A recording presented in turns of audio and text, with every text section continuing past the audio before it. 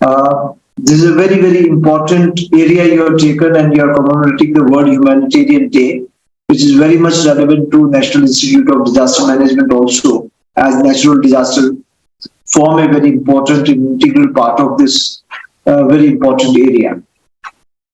Second thing is that coming to an academic institution is also always honor and a privilege, as I started my career as a university teacher, and this gives me an opportunity to revive my teacher in me back and to connect with the students. And third thing, myself as a student of community health gives me added privilege to be interacting with you. So thanks for this opportunity to International Institute of Health Management and Research.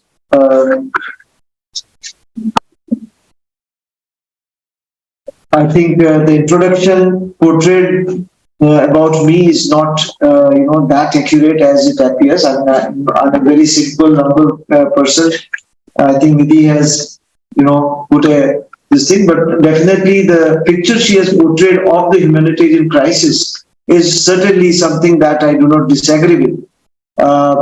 And she has very intelligently and very affirmatively backed her statements and narrations with solid facts and figures. And it gives us really an opportunity to reflect at this moment when we are seeing that hunger spots in the world are increasing. We are seeing that the humanitarian crises are increasing, and there are projections about 2030, how this distress in the communities is going to increase more and more.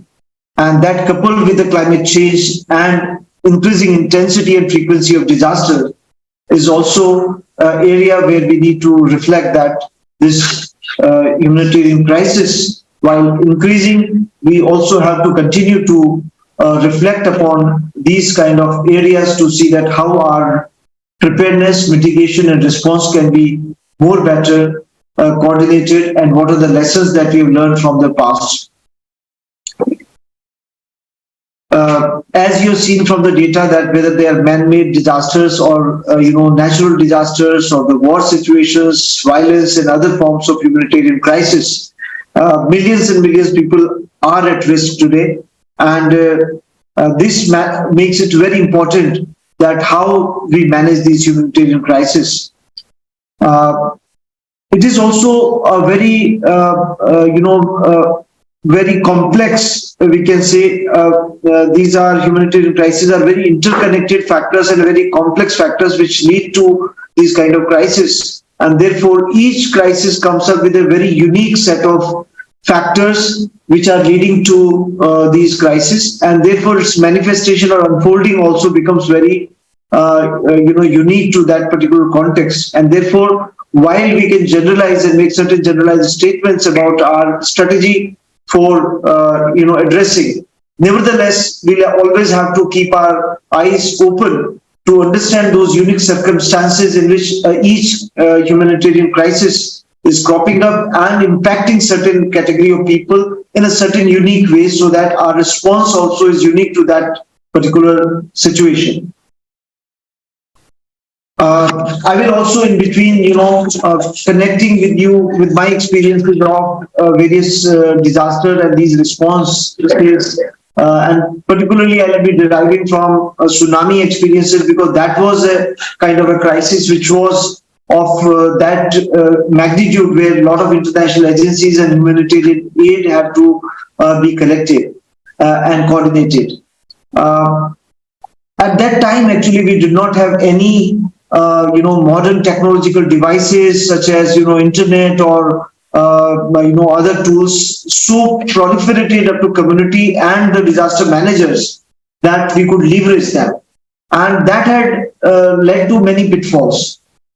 Despite claiming that I tried my best to do very well management and I got kudos from so many quarters, when I reflect back, I feel that there were many gaps which could have been addressed. For example, the place where I was working was in a Kadalur district in a school called Parangipetai, where loads of the old clothes got dumped. because people from outside, they have certain assumption about a crisis with all good intention they bring. But finally, the fishermen community which they were addressing has a very unique characteristics. They will remain without cloth, but they will not like to, use very undignified, ungracefully, cloths given to them.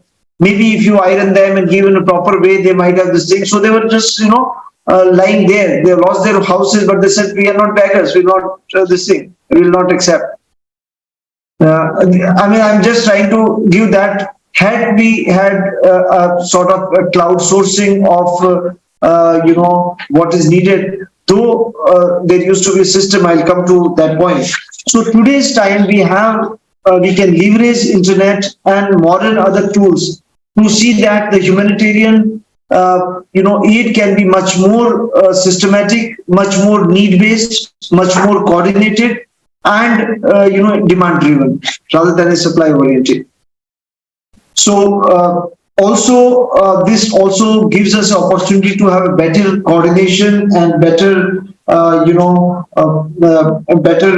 improved coordination, because managing information that can be easily shared, and for example, working for certain systems that for certain data tools and formats, which is otherwise, so many of the agencies can share those data formats and tools, as well as they can share the information about the resources that we are having. And thereby there can be better coordination, not only between the community needs and the international aid agencies, but also among different agencies, there can be better coordination is possible today's time.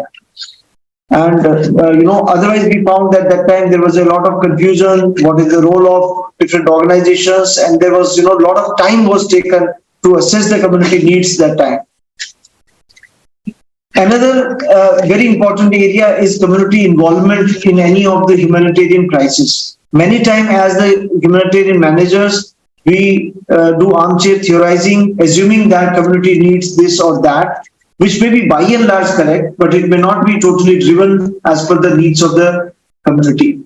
I'll again take back you to my experiences during tsunami and many other disasters, and where, for example, during tsunami, I was on a very, my first posting as IAS officer. So it was a limited area. My subdivision, I just divided into 2 geographic entities, and I was handling around 10 to 15 habitation on the coastal habitations.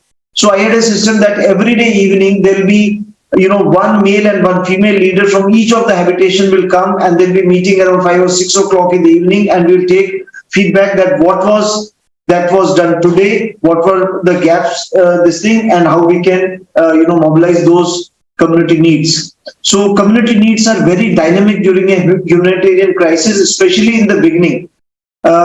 Initially, there may be, the biggest challenge may be to save lives, the injured who are there, the dead, disposal of the bodies. As you move on, then there will be, many other things related to temporary shelters, related to food, water, and basic amenities, crop up. So all these things are very dynamically evolving, and there are many dimensions to it. There is a gender dimension to it. There is a, nutritional dimension to it. There is a, health dimension to it, and you have to constantly de-jargonize these things and to understand in a simple, understandable language from the community as to what is needed. For example, I think it was close interaction with the community, and also we had certain volunteers of, in Tamil Nadu, the self-help movement, and we have a special vertical for dealing with the social welfare department. So we also had asked them to have meeting with the women self-help groups in the villages and habitations that time, and by that we could derive certain insights that okay, women need sanitary napkins, and we asked the Tirupur textile to just provide loads of that.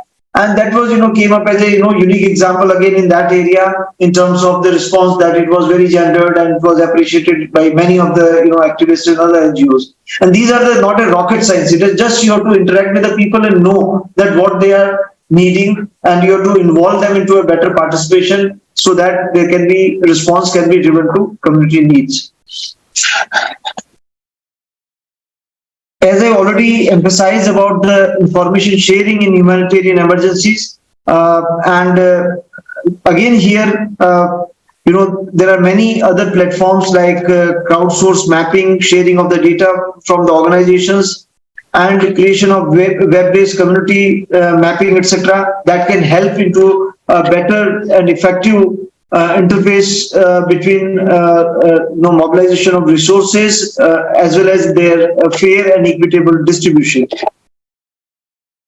Similarly, the humanitarian aid and this thing is not the communities as you move on. They are not contented only with that passive recipient of your relief material and just looking that like beggars that okay, you have given us water, shelter, and okay. They are also looking for some medium term and long term goals of restoring peace of normalcy, long term their livelihood restoration, etc. So while humanitarian aid has to be there, but it has to be integral part of a larger strategy as to how you respond to in the medium term and long term, and how your humanitarian aid does not make the communities totally dependent and this thing, but it empowers them to also become active participants in their recovery and rehabilitation in long term. Similarly, each of the organization brings with them different strengths. The local communities, local organization have their own, strengths. The international organization have their own strengths, and each one of them have to recognize that and to work in a better, pooling of insights and pooling of the not only resources but also insights and strengths. So that is an important, learning point, and by that one can create a mechanism of better collaboration between the local organizations and internal agencies. Rather than competing with each other, they can better collaborate, they can better cooperate with each other.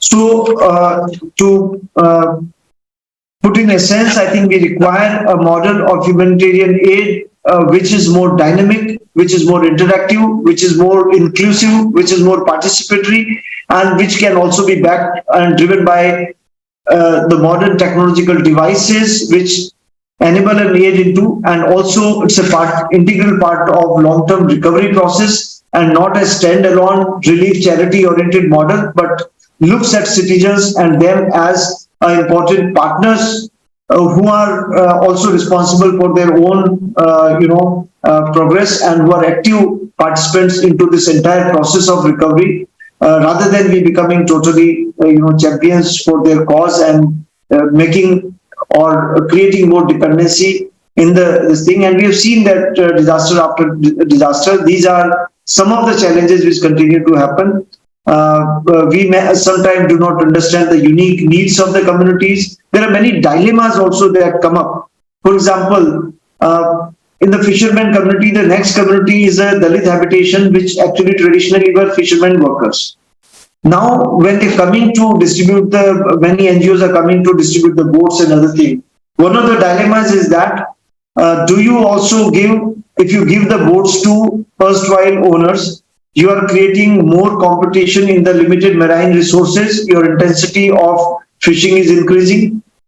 If you do not give it, there is a question of equity, and there may be, Dalit right activists who can rightly, articulate a position that you're giving to the more to haves, but the have-nots, you want them to continue to be, a worker or laborers. So I'm not putting any answer to it. I'm just raising these dilemmas for the young students to reflect upon.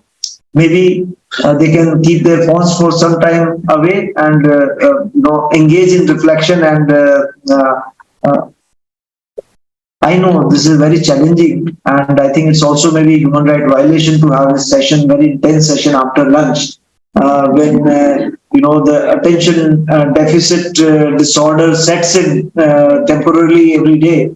And then asking young students to have very heavy talk, I know is very difficult to digest. So I will not linger on. It's very long. I'll try to summarize it at this juncture, and maybe I'll get more opportunity to be having more interactive session with you. So I think we have to see that not only how we manage humanitarian crisis, but I think like in health, you are students of health management, and health is not only about curative health, but it is also the preventive health, the promotive health. Same way, I think the humanitarian crisis also we should look as like a patient in a emergency ward. So I think one good way at a societal level is to how you can reduce the emergencies and accidents so that your ward is lighter. So similarly, we also have to, while continue to manage better the humanitarian crisis, but all the time we have to also think upon how to reduce these crises, how to prevent these humanitarian crises, and how to build in a culture. Certain crises may not be possible to reduce them; they may be inevitable. The hazards, natural hazards, may be inevitable, but definitely natural hazards may be prevented from turning into disasters, because every hazard does not lead to deaths and destruction. When the hazard is not managed well, this leads to a crisis. Similarly, people say that earthquakes do not kill people. Do you agree? I do agree that earthquakes do not kill people. It is the buildings that do. So if your buildings are resilient, people may not die.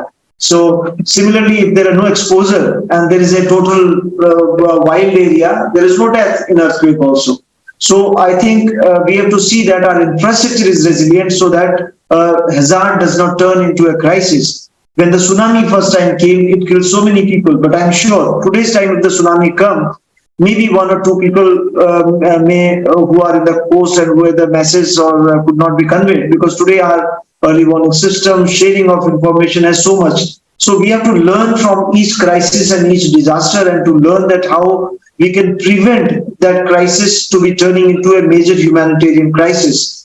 The conflicts will be there, there will be difference of geopolitical opinions will be there. Definitely it is bound to happen. The natural hazards will be there. But I think all of us can work together to see a better world for us, and particularly for your future generations, to see that we do not see them as turning into major humanitarian crisis. We can try to identify those risks. We can try to prevent those risks. If not preventing, we can minimize those risks, reduce those risks, or at least we can mitigate those risks by appropriate coordinated interventions. With these words, I once again thank the organizers, and particularly Nidhi ji, for giving me this opportunity, and thank you very much for this occasion. Looking forward to a very, very successful event, and the other two international resource persons who are also connected. I'm looking forward to hear them, as well as Professor Santosh Kumar.